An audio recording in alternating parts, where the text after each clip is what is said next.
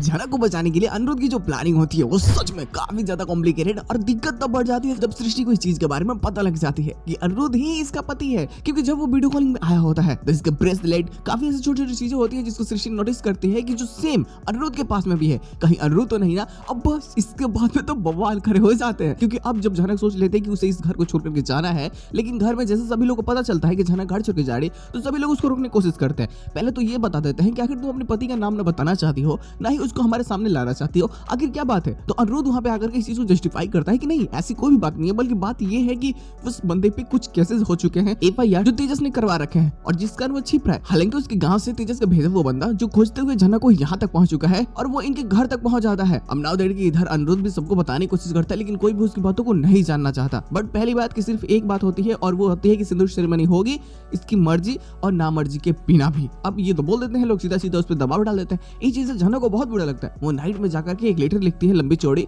जिसको सोच लेती है कि वो अनिरुद्ध को दे देगी और शायद ये इस घर में ये आखिरी रात है। अब जैसे जाते देने के लिए तब तक अलार्म गिर जाता है ना, की तब तक तो उसकी नींदें खुल जाती है। वो पूछता है कि अगर तुम ऐसा क्यों कर रहे हो, तुम क्यों जा रही हो।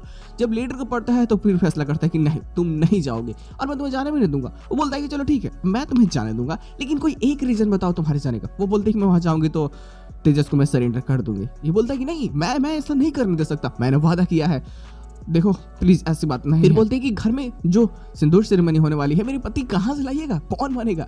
ये बोलता है कि कौन बनेगा।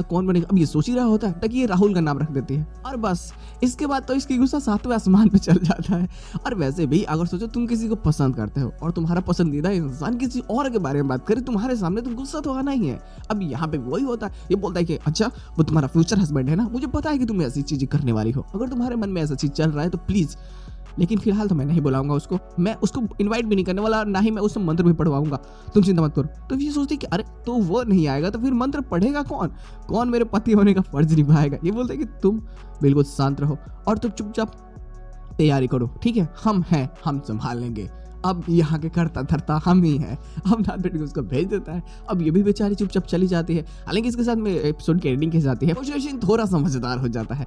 अब सिंदूर सेरेमनी है तो सभी लोग हॉल में होते हैं लोग। अब पहले से बारी आती है कि वीडियो कॉलिंग करो, तो वीडियो कॉलिंग ज्वाइन करता है, ठीक है पहले कॉल करता है, फिर बोलते हैं मैं फेस नहीं दिखाऊंगा और वहाँ पे वीडियो कॉलिंग लाइव टीवी पे कर रहा होता है। अब यहाँ पे वो बोलते हैं लोग ठीक है तुम सिंदूर लगाओ, ऐसा सिंदूर तुम कैमरे के ऊपर लगाओ, इधर में हम लोग झनक को लगा देंगे, ठीक है। तो ऐसा करने के लिए वो जैसे हाथ उठाता है ना तो उसके हाथ के ब्रेसलेट जो छोटी छोटी चीजें उसके हाथ में लगी हुई होती है वो सभी चीजें कहीं ना कहीं सृष्टि भी नोटिस करती है। और जब सृष्टि नोटिस करती है तो उसको ध्यान आता है कि सेम चीज है, डिट्टो सेम अनिरुद्ध के पास में भी है, तो कहीं कुछ गड़बड़ तो नहीं ना। तो वो ये बातें अर्ची को बताती है। हालांकि अर्ची को इस चीज में भरोसा नहीं होता कि भला अनिरुद्ध क्यों, लेकिन वो जब नोटिस करते हैं कि अनिरुद्ध भी तो गायब है ना, अनिरुद्ध गायब है, उसका फोन बंद है, आखिर ये चल क्या रहा है। और अब उसको समझ में आता है कि कुछ तो गड़बड़ है और बाद में पता चलता है कि वो फोन वेल कंपनी वाले नंबर से इसने किया होता है। हालांकि अब तो बवाल होगा ही होगा जो एपिसोड को काफी ज्यादा कॉम्प्लिकेटेड बनाएगी। लेकिन वो बंदा भी जो जाने के घर में आ चुका है तो उसका भेजा हुआ आदमी वो इसको ले जाने के लिए कई सारे चाल चलने वाला है। कह सकते हो कि उसके रिश्तेदार होने का या फिर कुछ और कि चलो चलो बेटी हमारे साथ में रहेगी, हम उसके अपने हैं, अपने पढ़ाई का भेद बता करके शायद कुछ करना चाहे वो। देखना कॉम्प्लिकेटेड और काफी मजेदार होता है तो मजा तो आएगा।